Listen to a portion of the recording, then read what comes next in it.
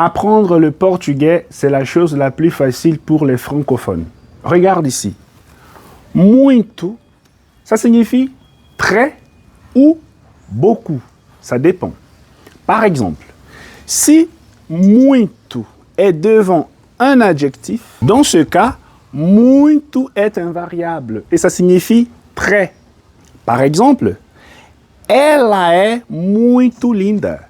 Ela é muito linda. Traduction, elle est très jolie. Donc, muito est devant un adjectif. Deuxième exemple, ele fala muito bem.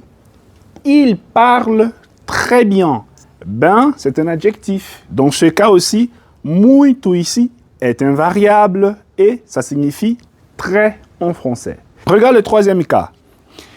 Eu estudo muito. J'étudie beaucoup.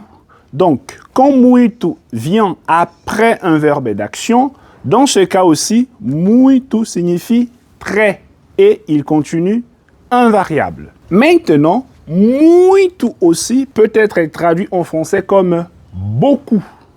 Par exemple, eu tenho muitos amigos. J'ai beaucoup d'amis. Alors, ici, comme muitos vient avant un nom, dans ce cas, c'est un adjectif, donc il varie. Comme amigos, c'est un nom masculin et est au pluriel, donc on met S ici. Je dis muitos. Ce n'est plus un adverbe, c'est un adjectif et ça signifie beaucoup. Comprenez? Devant un nom. Un autre exemple. Tem muitas pessoas. Il y a beaucoup de personnes. Comme pessoas, c'est un nom féminin, pluriel, muitas. Ça varie, c'est un adjectif. Et ça signifie beaucoup. T'as compris? En résumé, muito peut être traduit comme très ou beaucoup.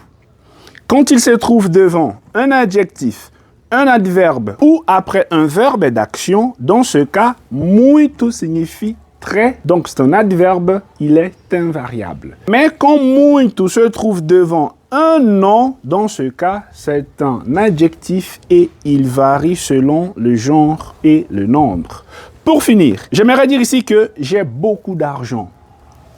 Comment va être écrit muito ici? Pratique en commentaire.